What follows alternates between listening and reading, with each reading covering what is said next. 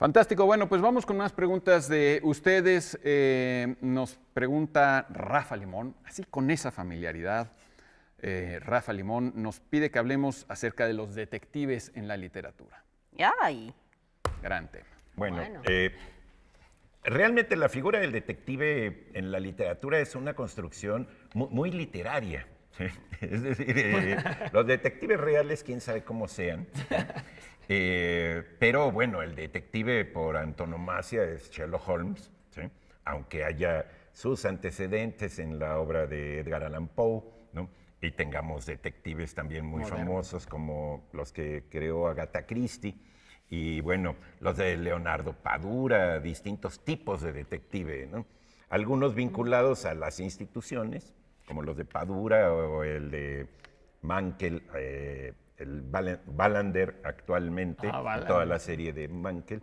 Pero bueno, Sherlock Holmes para mí es, además de que es una de mis lecturas de juventud muy fuertes, la novela detectivesca tiene una mezcla muy audaz de cuestiones que tienen que ver con violencia y con ciencia.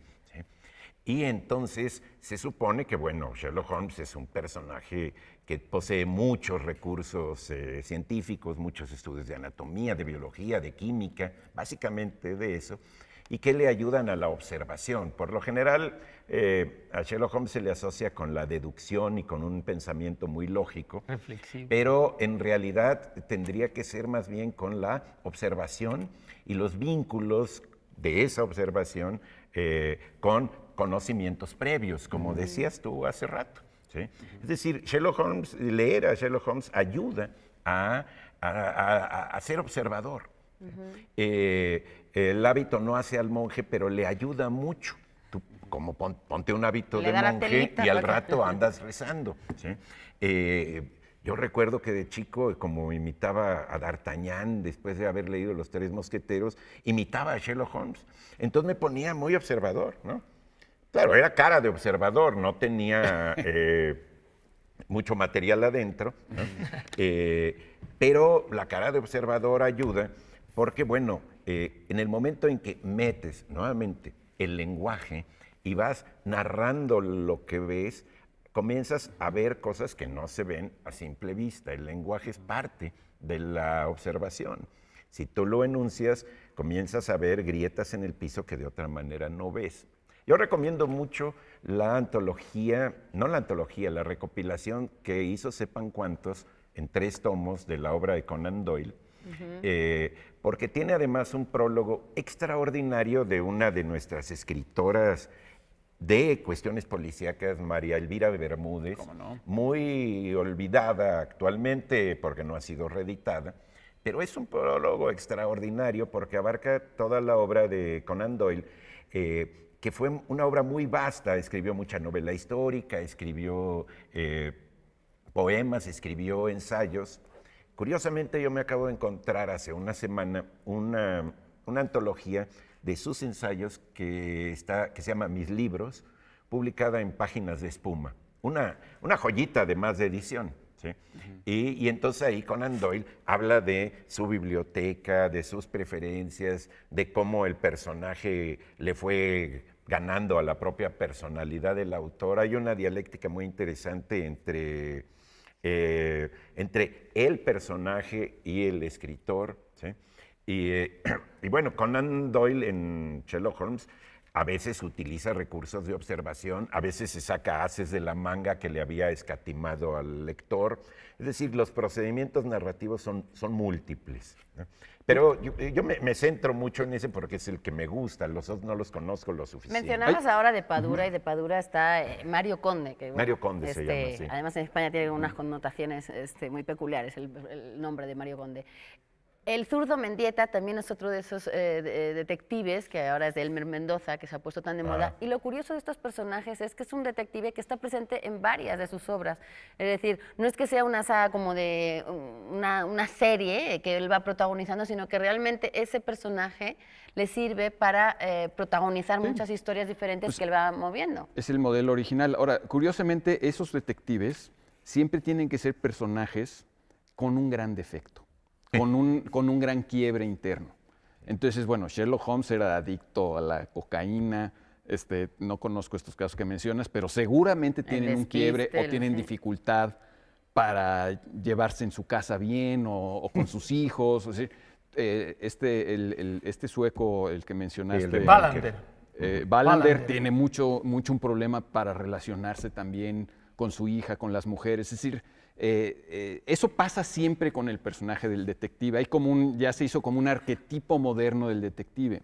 Y yo creo que es algo que nos toca mucho porque todos tenemos algo de detectives, todos queremos averiguar las cosas, todos queremos usar nuestra mente para desentrañar qué es lo que está sucediendo.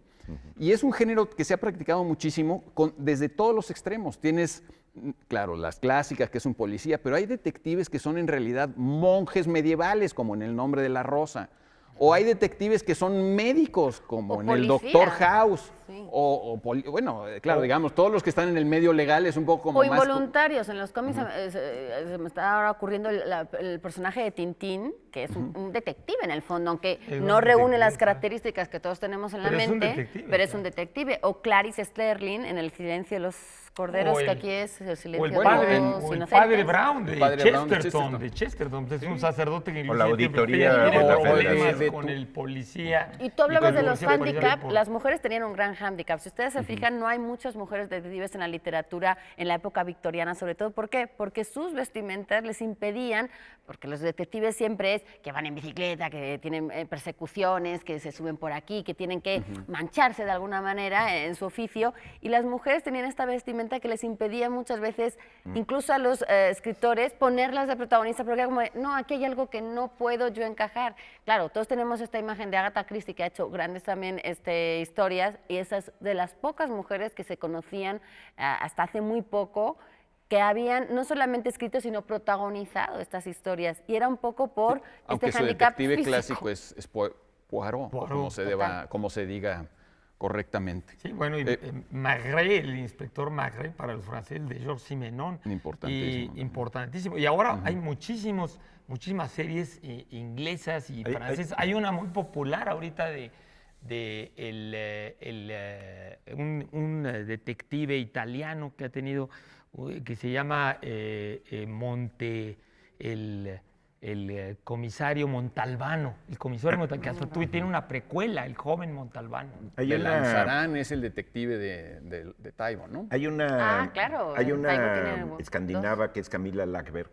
Sí, me lo contó Alma Velasco, que es muy lectora de esto, también la lee. que el detective hace sus cosas y ahí anda, pero quien lo asesora es su mujer, que es escritora. ¿Sí?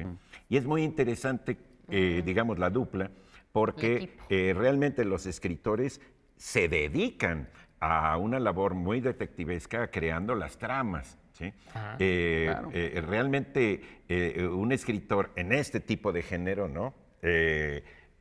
Tiene que tener sus lógicas, sus indicios, sus requerimientos de orden legal, sus tiempos, sus cronologías, sus mapas, etcétera, ¿no? Debe ser psicológico, muy interesante todo eso. Sí, bueno, Borges hizo Casares, Justos Domecq, ¿no? El detective. Bueno, también, y tiene antologías de los mejores cuentos policíacos, 2 volúmenes, muy buenos. Y decir que cada vez hay más detectives también en la literatura infantil. Es decir, antes la literatura infantil era como de historias un poco demasiado simplonas, por así decirlo, y ahora que han empezado a entrar como estos temas reconocidos como de adultos, pero que también son parte de la realidad de los niños y que ya están presentes en la literatura, también han empezado a aparecer muchos detectives. Para ayudar a vayamos al rápido, nada más yendo a los extremos de los detectives. Bueno, tenemos al de Borges, que es una parodia de los detectives. Claro. Justos Domecq está en la cárcel, imagínate. Van los ricos a verlo a la cárcel y él desde la cárcel resuelve buenísimo. quién mató a quién le robó a quién. Una gran oficina.